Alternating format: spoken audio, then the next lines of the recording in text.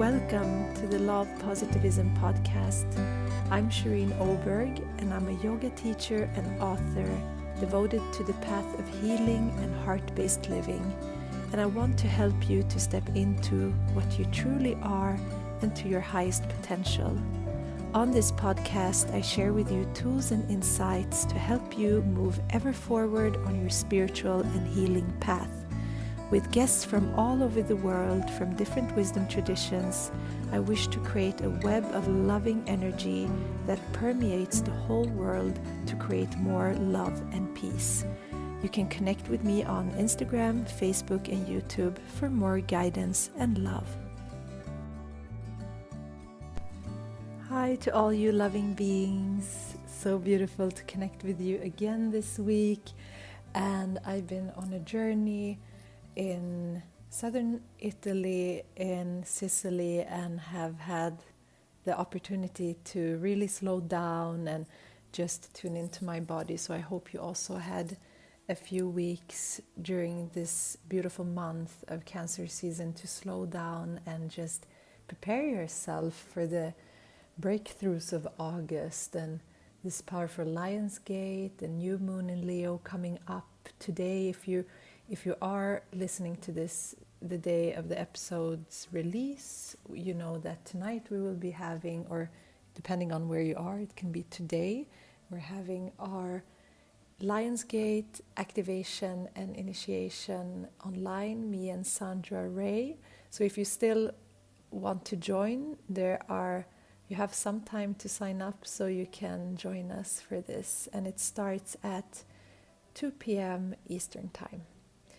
And this week's episode is so much fun. It's with a very dear friend of mine that I've known for so many years, and she's been on a similar path as me towards this holistic healing approach, and she's really inspired me on her journey, and we've been really walking this journey together.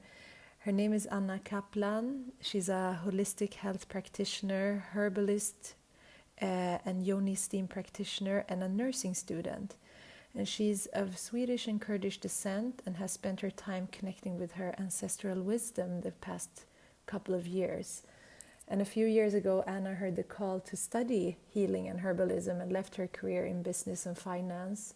And she went on to study a herbalist program both in Sweden and one from Ireland, and ended up studying Western medicine now as well at the university in here in Sweden. And she's very passionate about women's health and healing, and she's also a certified yoga teacher. And on her own path, she's taken a shamanic approach to her own healing. And today she really talks us through the work and the connection to plants and herbs that we can create, and how important it is to listen to your soul's calling and your body's cycles. We talk about how you can enhance your healing through herbs. She touches on planetary herbalism, what it is, and what herbs she uses for rituals and ceremonies. We talk about the medicine of the rose. And yeah, I'm really excited for you to listen to this and see if this resonates with you. And I would love to know if it does. You can connect with me on Instagram at Love Positivism. And if you do want to check out the event today, the online gathering, circle and ceremony, you can also visit my website at lovepositivism.com. And I want to give just a big hug and love to my show partners, Ace of Air. They have sponsored this episode, and they're a newly launched beauty and wellness brand committed to products that put people and planet above all. Their line of clean, vegan and cruelty-free skincare and supplements have been synergistically formulated at the intersection of herbalist wisdom and modern science, focusing on rituals that work from the inside out. Inspired by Mother Nature's ability to create abundance without waste, Ace of Air is the first and only beauty and wellness brand designed to be entirely circular and fully zero waste. And you can explore more at aceofair.com and find them on Instagram as well on Ace of Air. and you have their links in the show notes. I love them, I love their concept, and it's revolutionary. So if you want to be a part of healing Mother Earth and healing nature, then this is something that we all can move forward with, and using this circular products and brands. And I hope you enjoy this week's episode. Hi Anna, welcome to the podcast. Hi, thank you so much. I'm so happy to be here. I'm so glad to have you here and to connect with you. And I want to ask you, I just want to ask you what type of mindfulness practice you have on a daily basis, something that grounds you. Yeah, that's a good question. Well, for me, it's very important to stay grounded. And I especially try to do that in the morning time. It kind of so makes me present. And also when doing it in the morning, it kind of sets the moods for the day. So the type of practice for grounding and being present it can vary from day to day. So it could either be to meditate or doing some grounding breath exercises, or just being outside, or preferably doing both. Maybe do a meditation outside and do some grounding breath outside. And and especially like now during summertime here in Sweden, I try to be outside in nature every day if I have the time.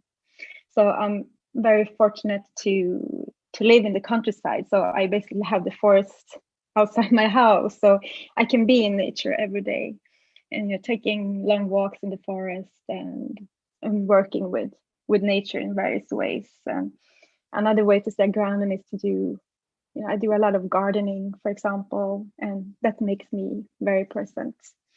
And also try to stay tuned to my body, both my body and mind, and nurture myself. And for example, try to eat healthy, nourishing food. And if my body feels like it, maybe being more active one day if that was my body wants, and tune in if I need to do the opposite and rest, for example. So kind of balance and tune in. That kind of practice makes me mindful and grounded. Thank you so much for sharing that. I love that, and being also flexible and not rigid with our daily routines, and Yes. just like tuning in, and as you said, feeling and doing these different aspects, like just being conscious about what we're eating, how we start our day. Those are, even if we don't have time to do a specific meditation practice or just walking in nature, I mean, it's a blessing to have what you have, just nature outside your door, and to connect with the plants directly.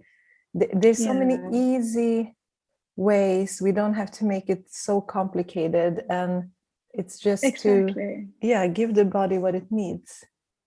Exactly. And I also think as women, I mean, we are cycle beings. We are not static, we have to go with the flow and kind of listen to the body. I mean, unfortunately, our society is not working in accordance to that, but we can try, as you said, with small things, just taking some moments for yourself and try to be grounded. I think that's very important. Yeah, thank you so much for sharing that. And I'm so excited to talk to you today. I was just thinking, I think we met the first time 14 years ago. So it was quite a long time ago. And we've been on similar paths in what we studied, and being in business school and then working in business. You were specifically working in business and finance, and then shifting our paths. I would love for you to just introduce yourself to the listeners, and how you and what you're doing right now and how you got there, just your journey. Yeah, sure. Well, I've been on this more spiritual path now for a couple of years, some years now. And during the last years, I've been working a lot and learning about herbs and herbalism, and now it's been almost a part of my daily life, but it did not used to be. As you said, I was working in the business and finance sector. I was working with accounting after I finished university, but I always had a longing for something else. And meanwhile, working full time, I took like various different courses in shamanism and yoga and Chinese medicine, and I also became a certified yoga and meditation teacher.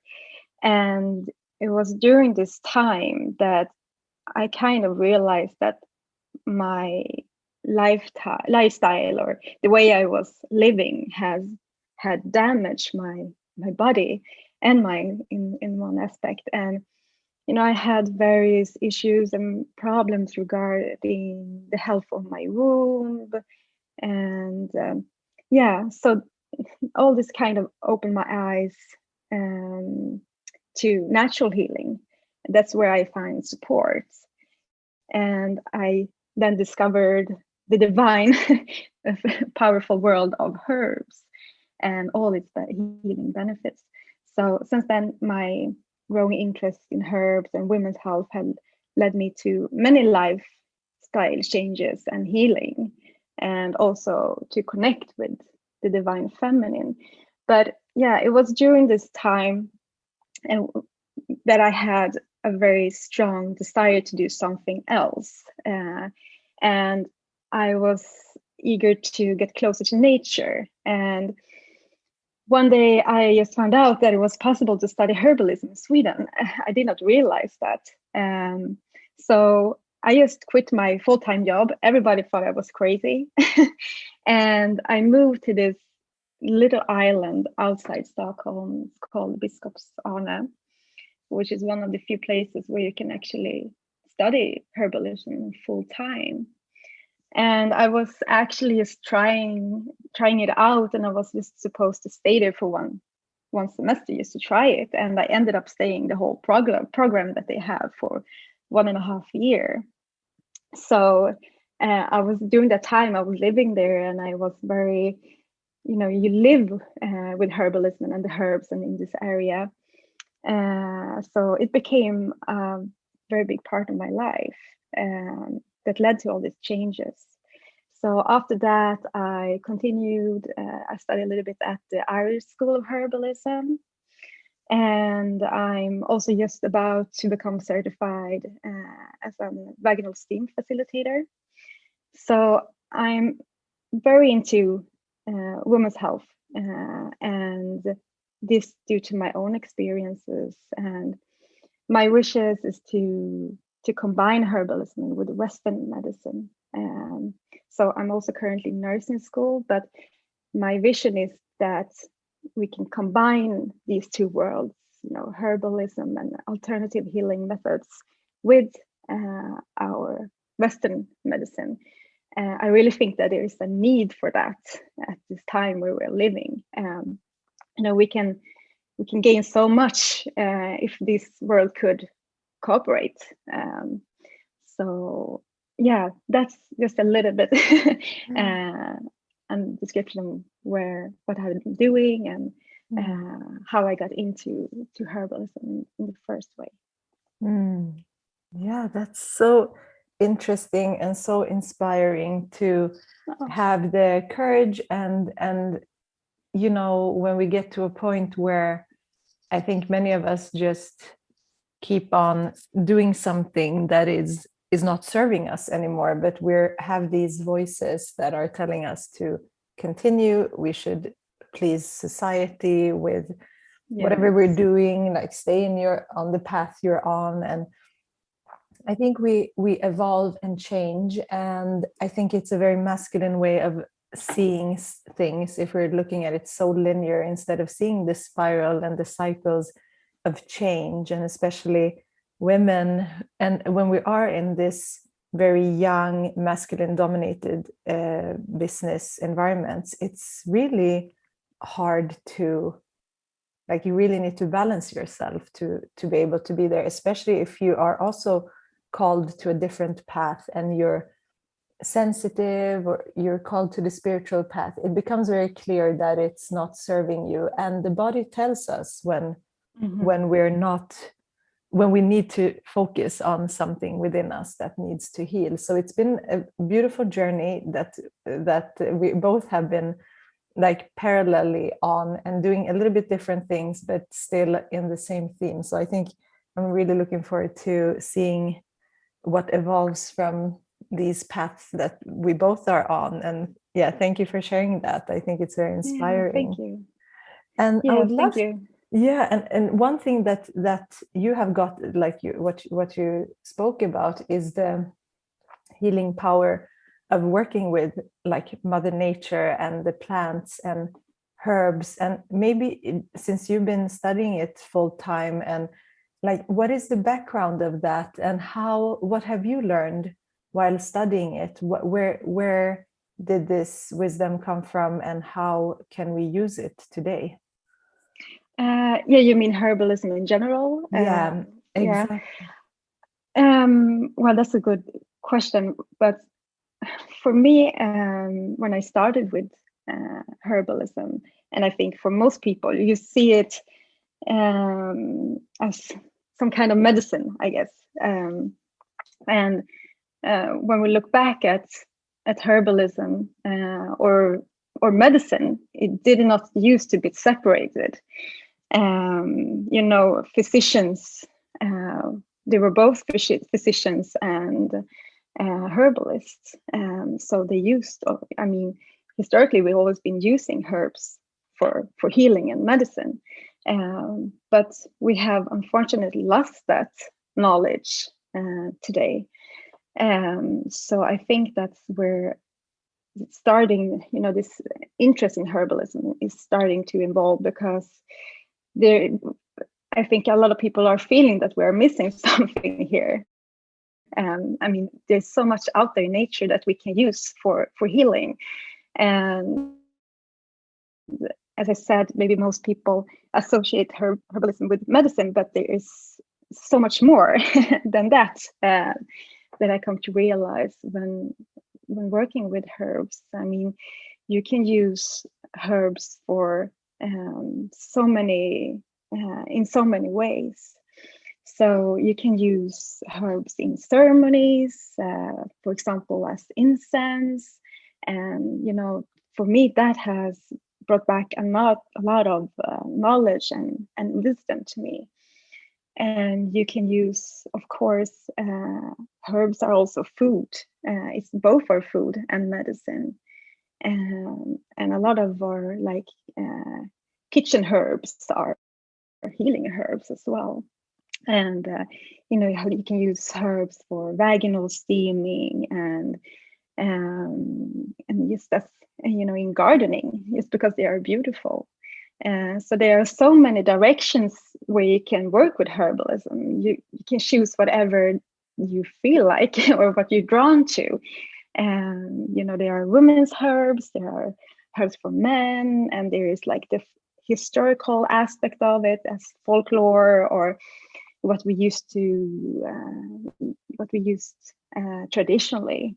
And also some people are working more with planetary herbalism in as an astrological aspect, and how you can work with herbs according to the moon and the seasons that we are living in. So there are so many ways that we can work with herbalism. And and as I said, you can work with it. We're talking about women's health. You can use herbs for going with the moon or cycle, and bring the energy of a specific plant. So I think it was Nicholas Culpeper. He was a physician and a herbalist in the 1600s, and he made this whole system of giving every plant or like linking every plant to a specific planet. So there are still people working with this system today. So there are so many aspects in working with the herbalism, and that's what I find so beautiful about it. Mm. That's so interesting. I love the planetary herbalism. It sounds amazing. I Yeah, don't know anything about it. I've heard a little bit about it, but so I guess it's also based on your own chart and how your astrology is, or is it more tuning into the frequencies that are now? I think it's both actually. There are, I mean, you can read so many books about this is how it is and this plant belongs to this planet, but if you feel more tuned into a specific plant or herb, I would say go with that. That plant is inviting you to teach you something. There's something there. It's calling you. But yeah, you can work it accordingly to your chart. So, for example, if you're a Leo, you can look up what herbs are connected to the sun, because the sun rules Leo. So yeah, that could be one way of starting with it. But definitely, I feel that if you are feeling drawn to an herb, that it has a very deep or profound calling for you, actually. So I think I work both ways, actually, in that area. Yeah. And it's interesting also in Chinese medicine, which we both have studied, that you look for the pattern in the body and see the qualities of the herbs and try to use what if you have heat in the body, try to cool the body. So it's really not like one herb fits all. It's really looking at where your body is at. It's very tailored and specific, because I think like with Western medicine, it's generalized very much. And Absolutely. we're not taking so much into consideration. But as you and me, we're very interested in women's health, and I'm wondering, in your experience, since you're also gone into this more in depth, we have certain issues in society in women's health, and I would love to know if you want to share like the major issues that are there, conditions in women and in the cycles, and what herbs you would like to work with in those specific conditions, if there's any major ones that you can think of right now. Yeah, that's a good question. Yeah, we talked a little about that earlier, that I don't think the society is is corresponding to our body as women. We are cycle beings, and for example, one thing that I'm trying to approach is or including in my life is, for example, when I'm having my period, that I take time to rest. And I wish I could be in bed for all those days during my period, but it's really hard when we have this in this society. It's hard to get 5 days off your work every month. But try to adapt to it as much as you can and work with what we have. And it's a good question, because I think, or in my experience, and when I'm talking to women, and for example, my mother's generation, they did not used to have these kind of issues that we have today regarding women's health. So like I can see that just looking around, there's so many women dealing with period problems, very heavy cramps or pains. There is a lot of people struggling with fertility issues. And I'm not a physician, so I don't know, but I definitely think from my own experience, when having my issues or problems regarding to my womb is been definitely linked to the way I was living, with stress and, performing and all this young energy that you were talking about. There was never a room for the young energy.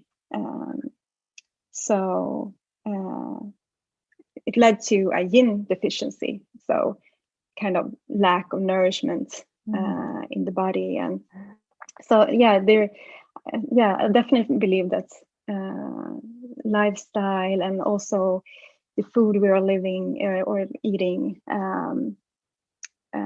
has a lot to do with our womb health as well, because I believe that a healthy womb will not drown illness.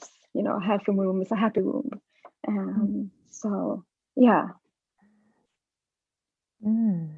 Yeah, interesting. And how so when you got into herbs and you just touched on that in the beginning, like working with herbs, it can work on the physical plane, but what are the other aspects that you discovered with working with herbs?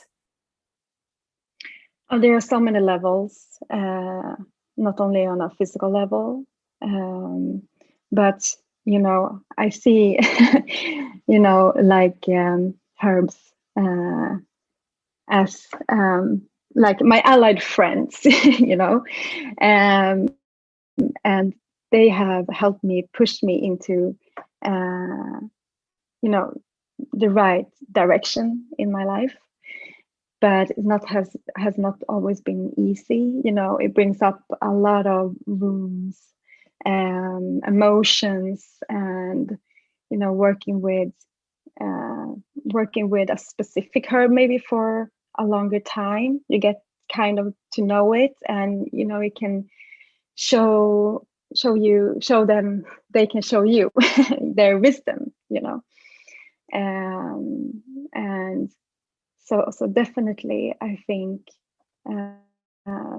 working with herbs when healing on an emotional level can be very healing as well, and supportive, definitely. So there are many layers to work with healing, definitely. And I think that one has to try for themselves. There is no, as I said, no recipe for one fits it all. And I also believe that they come to you in a time in your life when you need them the most. And when you ask for healing, they kind of just pop out. Okay, that's that herb. I see it everywhere. Okay, maybe it wants to tell me something. And there's so much information out there. If there's a herb that you feel connected to and you see it and you hear about it, there's so much information. So maybe you can find the more emotional aspect of it, and see what it can, what it means for you.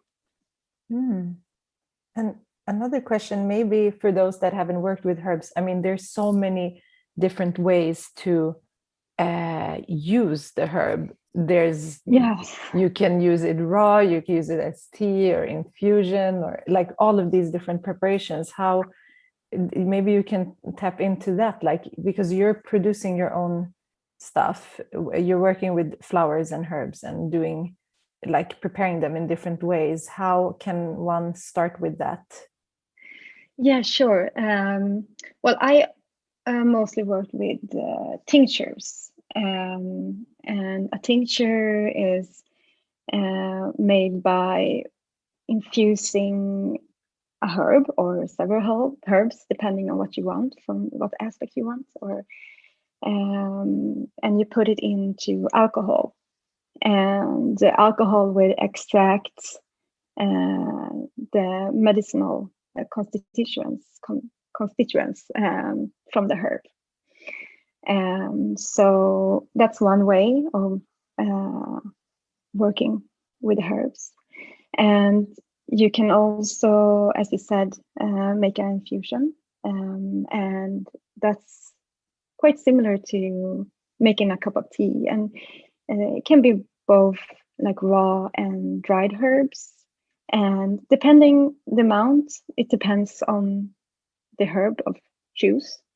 So yeah, it's important to look up how much the dose of the herb that you are planning to prepare, and you can contact a herbalist or get some references, or maybe someone who is into herbalism who can give you a reference, and you take that, for example, take 1 teaspoon of a dried herb, or a fresh herb as well, and you can put it in a tea strainer, or place it in a teapot or a cup, and then you just heat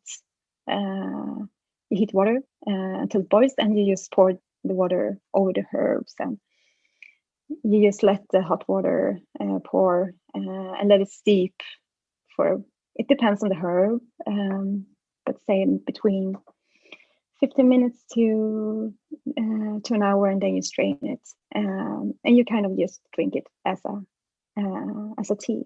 And infusions are more for like leaves or petals, and then you can also do decoctions, and that's where you boil the herb with the water, and that's more when you have roots. They are heavier to extract the medicine benefits from roots, or it could also be dried berries or seeds or barks. So that's mostly when you do decoctions. So that's 3 simple ways that you can work with herbs. So you don't have to make it so difficult. It's like, you can start with just one herb that you feel drawn to, as I said,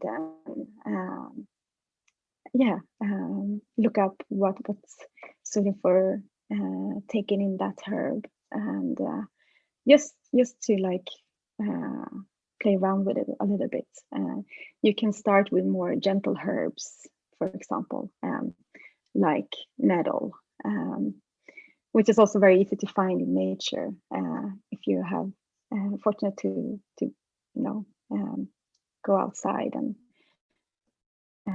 maybe you can go to a forest or something like that. You might be able to find nettle or other plants that are more like gentle. For example, raspberry leaves are also very gentle. So yeah, you can just start with something more gentle if you are precautious on where to start. Yeah, that's lovely. And something that popped up for me, since we're also working, you and me, with more the spiritual side and the ceremony and ritual part, like what herbs do you use in ceremony, and for what? Why would you have the herbs in a ritual, for example? Yeah, that's also a good question. Why? I guess I use, as I said, I have my little like herb family. There's these herbs that I always kind of work with. So I often like to include those in when I'm doing a ceremony or a meditation, for example. Yes, just to invite their energy, and often I use roses, also because for me, rose is so connected to women and our wombs, and yeah, it's an aphrodisiac as well. So to invite that playful, sensual and creative energy. So that's basically why I use roses, for example. And also I'm working a lot with motherwort. It's such a beautiful herb, also as a women's herb, and to invite.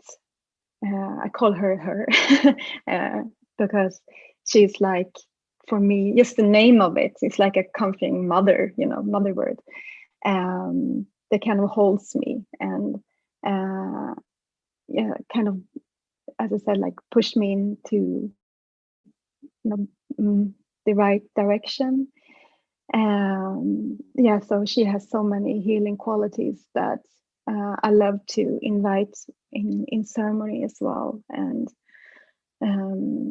working with that. So that's two examples of herbs that I like to include also.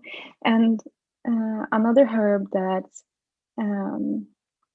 you can work with in a ceremony that I feel very drawn to is myrrh. And you can use it as an essential oil, for example. And both you and me who are, into this priestess path, and connecting to your higher self and universe and connecting with the divine, it's very similar to when I think about the crown chakra and connecting with the divine feminine. And you and me who are into the goddess Inanna and Ishtar, and her priestess used to carry myrrh in her temples. So that's also a very beautiful way to connect with our ancestry wisdom, and how did they used to do it. Just to open up for the divine feminine. That's so beautiful. And I love that you tapped into this with priestesses that use these oils and plants. And now that I was visiting different sacred sites in Italy, in Sicily, I saw that a lot of the artwork had roses in it with the Mother of God. And it really goes back further, and with Isis and Inanna and Ishtar, as you said as well, the symbolics. And I think the rose also appears on a higher frequency for me when I'm doing healing work, definitely, because it comes up like a medicine. And I just love that. So for now, I love plants. So when I was away for a couple of weeks, I was really trying to give energy to my plants from a distance, because I knew that they wouldn't have as much attention as when I'm home. And for some reason, when I came back, they were very well, actually, and they pick up so much energy from the surroundings, but also from us. So it's really about working consciously and becoming, like you said, allies and friends. It's natural because we're made from the same earth, so we're not separate. So I love that. And it's really interesting so something that I love, and what I've seen also with myself, I want to share this, as you tapped into the oils also a little bit, and this so if you are very and just getting into the groundingness, like something that really grounds you, especially if you're like me, like very vata, or more like, blood deficiency type, you have a lot of dry skin, the oils can really ground you. And I've reached a state in my life where I can't use, and it's been a few years that I stopped with like regular creams that we used to use, like these white chemical body stuff that are just filled with like chemicals and perfumes. I can't even stand the scents anymore. But what I love then is to use oils, even on the face. And really what I noticed, I had a period when I wasn't sleeping that well, but when I oiled my feet before bed, I felt like it grounded me. And the skin is so connected with the whole nervous system. And I think it's so powerful to use. So when we think about herbs, we can really use them in so many different ways, that it's not just like, just eating it or just drinking it. there's this energetic level and the physical level, but also, like you said, mental, emotional. And I recently had Ameya on the podcast who talked about flower essences. I don't know if you've worked with flower essences, very subtle, like Bach flower essences. Yeah, exactly. Yeah. And that's a different, like that it shapes the water and the crystals in the water in that way. And as we are also filled with water, our body, it can really affect the way our body, like the waters in our body are moving, and the cells and everything. Yeah, definitely. I agree. And that's another aspect of herbs as well. Herbs as well. You can use them for skincare and beauty. And there's a lot of people working with that specifically as well. And yeah, so there, as you said, there are so many aspects of it. And we are also nature. So we we are part of nature, just as plants. So exactly when example that we contain water, and it's a beautiful description of it. So if you have any other suggestion or tips you want to share right now before we end the call, I would love to hear if there's anything right now or anything that you're specifically doing right now that you want to share with the listeners.